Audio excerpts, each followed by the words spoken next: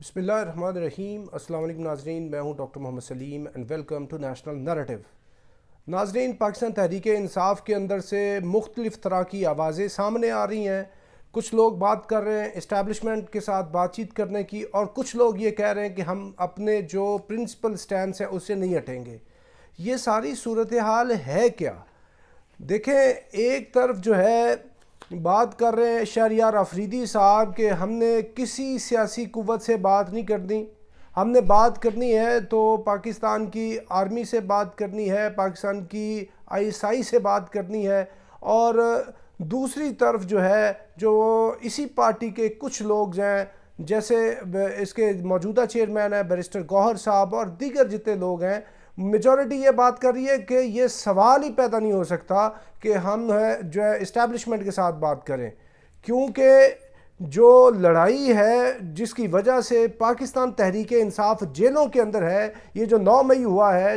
جس کے بعد سے اب تک کوئی ہزاروں کے حساب سے کارکنان جو ہیں وہ اس طرح کی شدید ترین ذہنی اور جسمانی اذیتوں کا شکار ہے، وہ لڑائی کسی اور سیاسی قوت سے نہیں ہے، وہ لڑائی اسٹیبلشمنٹ کی اور پی ٹی آئی کی لڑائی ہے۔ جو 9 مئی ہوا ہے، 9 مئی کن کا ہوا ہے؟ یہ تو اسٹیبلشمنٹ کا ہے، اور اس کی وجہ سے ہی عمران خان اندر ہیں اور پوری پارٹی توڑ دی گئی، اور پوری پارٹی اتنے زیادہ جو ہے وہ ظلم و ستم کا شکار ہے۔ اور اب جو یہ آوازیں آ رہی ہیں، کبھی اسد کیسر صاحب جو اسپیکر قومی اسمبلی رہے ہیں پاکستان تحریک انصاف کی طرف سے، وہ بات کرتے ہیں کہ مولانا فضل الرحمان کے ساتھ بات چیت کرنے کے لیے وہ تیار ہیں۔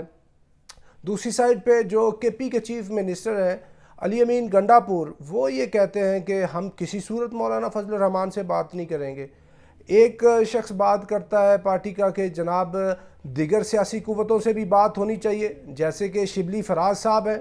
اور یعنی ایک کھچڑی مچ گئی ہے، بن گئی ہے، جیسے حماد اظہر صاحب اور دیگر جو لوگ ہیں وہ کہتے ہیں کہ ہم نے بات کرنی ہی نہیں۔ یعنی بات نہ کرنے کے اوپر جو میجورٹی پاکستان تحریک انصاف کی جو ہے وہ یہ کہتی ہے کہ ہم نے بات چیت نہیں کرنی۔ کچھ لوگ جو ہیں بیچ میں وہ کہتے ہیں ہم نے بات کرنی ہے، اور ان کے پاس مینڈیٹ ہے، ان کو یہ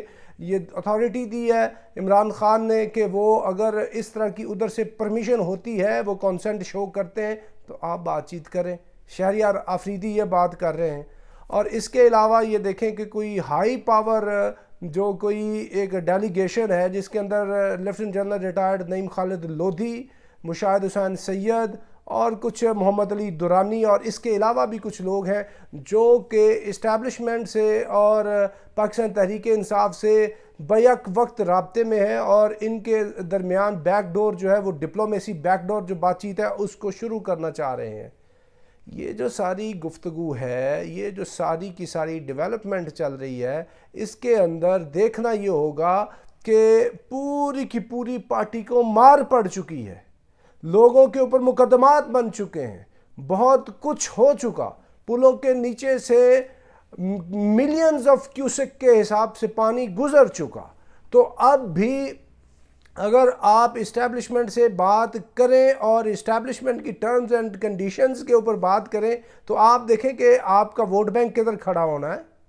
اور آپ کی جو پارٹی کی ایز اے پارٹی جو پوزیشن ہے وہ کیا ہونی ہے۔ اور یہ جو پوری دنیا کے اندر جو پاکستانیز ہیں، اوورسیز پاکستانیز، اور اس کے علاوہ پاکستان کے اندر جتنے لوگ تحریک انصاف کو جنہوں نے ووٹ دیا ہے وہ کس چیز کا ووٹ ہے، یہ بھی پاکستان تحریک انصاف کو ملحوظ خاطر رکھنا ہوگا۔ اور یہ جو بیانیہ لے کے پہلے چل رہے تھے لوگ، جن کے اندر ایک ٹائم تھا پاکستان پیپلز پارٹی کے پاس اینٹی اسٹیبلشمنٹ نیریٹو تھا، پھر اس کے بعد 12 اکتوبر 1999 ہوتا ہے، اس کے بعد یہ نیریٹو آ جاتا ہے پاکستان مسلم لیگ نواز کے پاس۔ تو یہ جو نیریٹو ہے، ان دونوں نے اس نیریٹو کو چھوڑ دیا، اور یہ اینٹی اسٹیبلشمنٹ جو نیریٹو ہے یہ پاکستان تحریک انصاف نے پکڑ لیا۔ اور 8 فروری 2024 کے الیکشن کے اندر اتنا بڑا جو ووٹ پڑا ہے، وہ پڑا ہی ان کو اینٹی اسٹیبلشمنٹ ووٹ پڑا ہے، یہ سارے کا سارا، باوجود اس کے وہ اسمبلیوں کے اندر اس تعداد میں نہیں پہنچ سکے، کیونکہ اس کے اوپر الیکشن کے اوپر سوالیہ نشان ہے۔ تو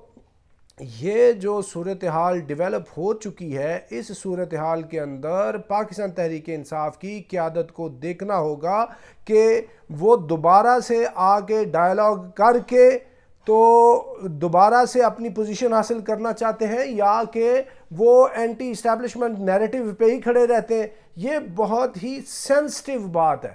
بہت ہی مشکل فیصلہ ہے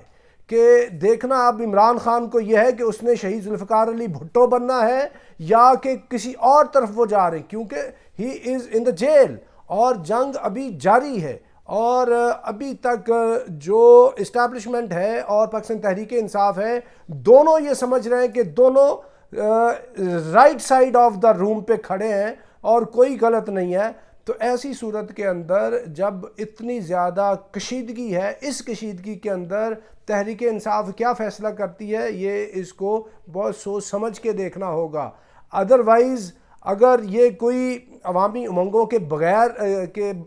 خلاف فیصلہ کر لیتے ہیں، پارٹی کے ہاکش ایلیمنٹس کے خلاف فیصلہ کر لیتے ہیں، تو پھر ان کو جتنے بھی لوگ پارٹی کو چھوڑ کے گئے ہیں، بڑے بڑے جو پارٹی کے لیڈران ہیں جو چھوڑ کے گئے ہیں، وہ بھی ان کو بھی یہ واپس لیں گے، اور پارٹی کی پھر کیا پوزیشن ہوگی، جو ووٹر ہے، سپورٹر ہے، جو ان کو چاہنے والا ہے پاکستان کے اندر، وہ پارٹی کے متعلق کیا رائے رکھیں گے۔ اس لیے اس کے اوپر بہت ہی ایک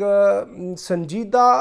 اور نازک اور انتہائی اہم طریقے سے آپ کو آگے بڑھنا ہوگا۔ اگر آپ نے کوئی ڈائیلاگ بھی کرنا ہے، یہ جنرل لودھی جو جس چیز کو لے کے آگے چلے ہیں، یا کہ تحریک انصاف کی جو مین لیڈرشپ ہے وہ اگر ڈائیلاگ بھی کرنا چاہ رہی ہے، بیک ڈور کو بات چیت بھی کرنا چاہ رہی ہے، تو ان ساری چیزوں کو ملحوظ خاطر رکھنا ہوگا، کیونکہ